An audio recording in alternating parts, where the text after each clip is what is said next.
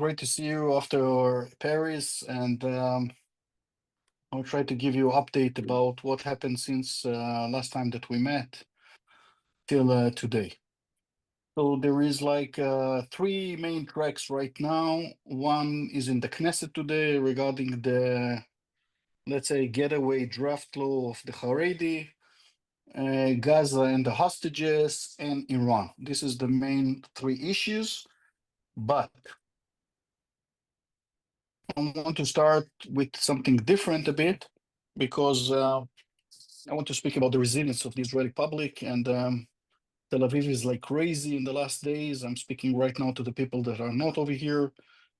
Tomorrow it's going to be a huge parade in Tel Aviv, the LGBT parade of dozens of thousands of people.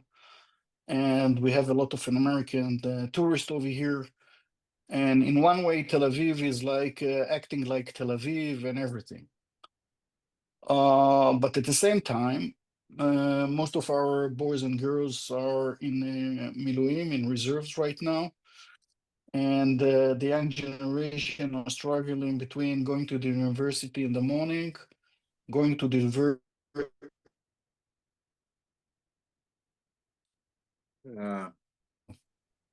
Zohar, we can't hear you. Going to the university in the morning and day after it, they have to be in Gaza, Syria, Lebanon, or the West Bank. And a couple of days after it, they have to go back to the university to do exam, whether they are in a BA, MA, or PhD.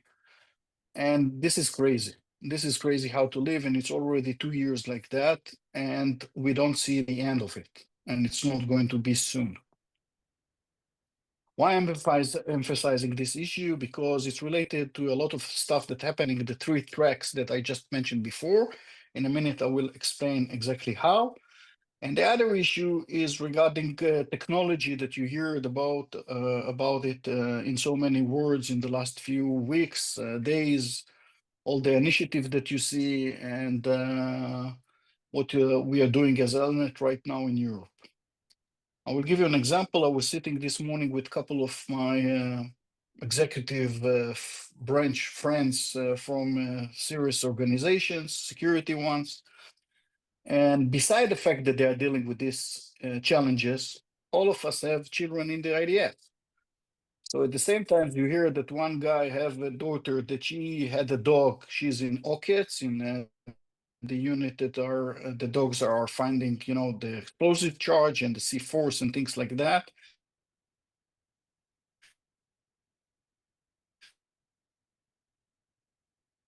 Zohar, you froze again. In Golani Brigade, that they are right now after 3 days at home. I'm going to Gaza right now because we have like 5 division right now in Gaza, and to actually functions as a senior guy in the establishment and simultaneously as a dad, this is the reality over here in Israel right now. And at the same time, the Tel Aviv will continue to do the LGBT parade tomorrow morning with dozens of people, although the Houthis every day launching a ballistic missile to Tel Aviv.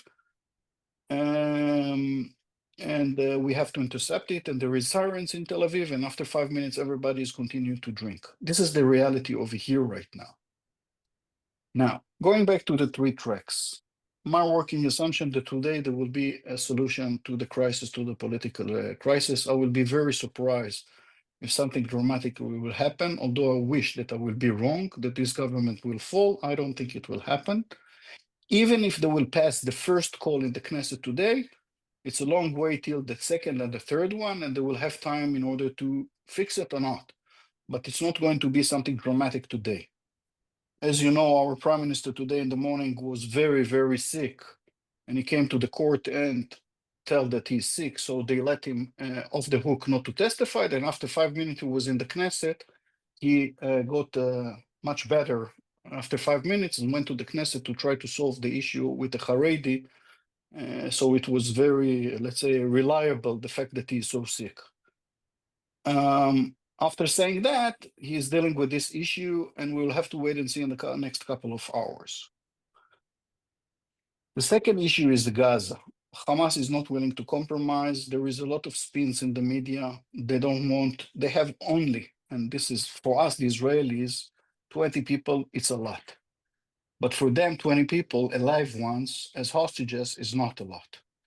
And they want to make sure that if they are going to a bargain, whether it's a half bargain, meaning 10 of them, or it's like all the 20, there is a serious guarantees that we're not going to the war day after it.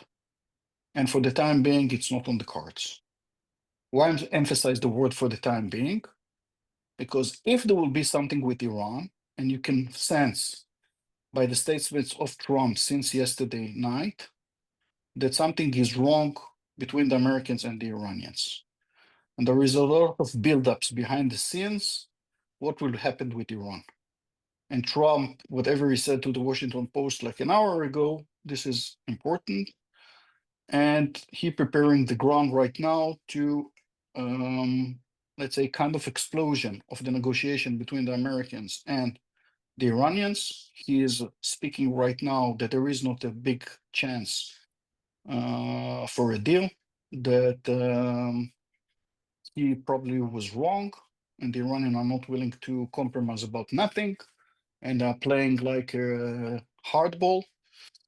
And if they're playing hardball, you remember what he said, that if the Iranians will say no to the deal, what will happen?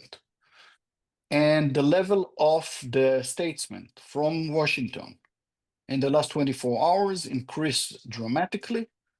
And also, if you're following what's happening over here, it's not by coincidence that everybody is saying, don't go with to topple the government right now, give us another week. They're not saying give us another month, or let's work on it, or let's do something, give us another week.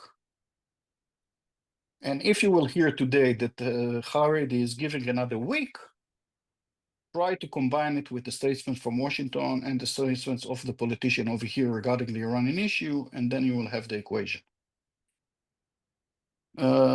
Meaning some things are happening behind the scene regarding this issue. So no chance for the time being. I'm emphasize time being, unless somebody will blink from Washington and will say, let's do a deal. You will finish the war in Gaza, and I will give you the green light. Let's wait and see. We will know it in the next few hours, days, where we're heading. But no doubt that we're in the strategic junction right now, that it might be that something big will happen in one of the two scenes over here. The less important one is the political one. And again, if I'm right, it's not that the election are not going to happen. Everybody is aiming right now to pass the summertime, meaning July, August, September, that the Knesset will go to recession. If the Knesset, the parliament is going to recession, you can topple the government. And then in September, October, they will call off for elections. If the government is falling right now, let's say that I'm wrong, today, tomorrow, in the next week, that means that the election will be in October. I think it's a bad idea for the Likud to go to elections around October 7th. It's not wise. So everybody wants to postpone the elections till the summertime recession, that they will call off the election, that they will declare the elections something in the end or the first quarter of 26. That's political. The political mechanism are aiming to January, February, March 26. Whether it will succeed to them or not, again, in the next few hours, days, we will know. Regarding Lebanon, nothing to write home about. Still the same vacuum and the same lack of leadership. Not from the Europeans, not from the Americans, not from the Saudis, and that's a reason that we attacked like a couple of days ago. Very heavy strike in the middle of Beirut. And we used to have intel, we publish it, of drone factories under one of the building in Beirut. It's not by coincidence that the Lebanese tried to criticize at the beginning, but then we revealed that we approached them and we gave them the coordinate and the facility before, and they've done nothing with that. That's the reason that we decided to do it. There is a lot of debate among the Lebanese and themselves whether a lot of them are saying, thank to the Israeli, whatever they're doing with Hezbollah, they should finish the job. And of course, Hezbollah, they're trying right now to survive. The big question will be if there is something that will emerge with the Iranian in the next future, what Hezbollah will do, because they still have some capabilities and we'll have to watch it. This is regarding Lebanon. Regarding Syria, what Americans are doing regarding Syria is insane. There is no policy regarding Syria. Forget about the fact that he lifted the sanctions and he decided to do it, in the trip in Saudi Arabia, and he said, MBS, you asked me to do that, so let's do it.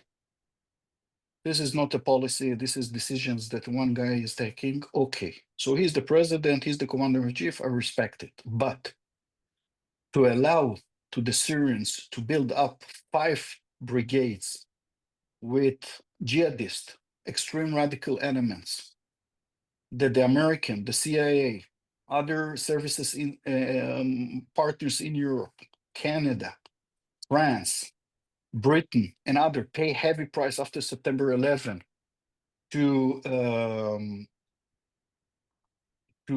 fight those guys. And right now they're integrated into the Syrian army based on the fact that the Europeans and the Americans allowed it.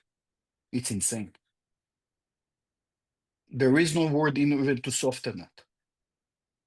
Those guys are radical elements. Nothing good can come off them.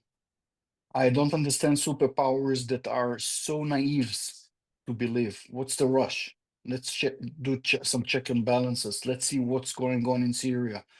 Why to rush into to establish 5 brigades like that? I think it's crazy. The Jordanians are really concerned about this issue. Thank God that the Jordanians, first time in their history, went into the World Cup. So all the royal family have been yesterday in a football match over here, and the Jordanians are so happy that their national team is in the World Cup. So it's nice, but really from a security point of view, the challenges of the Jordanian because of what's happening in Syria right now, it's crazy. All the issue of the initiative with the French and the Saudis regarding 2-state solutions, I'm happy to see that behind the scene, the Brits are not on the same page right now, and they understand that it will be mistakes. The American explained them what we failed to do because we don't have a functioning government right now. That it would be crazy. It would be crazy to declare 2-state solution, because 2-state solution with who? With Gaza, with the Hamas and the PA. They are not speaking with each other, not Gaza and the PA. There is complete there is no any conversation between Gaza and the West Bank right now. So to call for 2-state solution when we still have 20 live hostages and another 35 dead people over there, I think this is absurd, and it's pathetic what Macron is doing right now. Saudis, I understand because of the public opinion, probably Macron from internal point of view, internal politics is doing the same, but I think it's possess France not as a serious country base. Maybe they will get respect from, I don't know, in the social media, but that's not how a responsible superpower is supposed to act.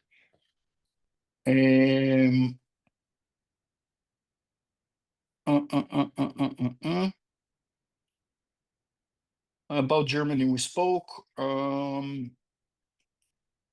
Kirsten, I saw your initiative. I think it's great. Tell me what kind of a keynote you're looking for. Try to help you. And I think I cover everything. I'm with you guys.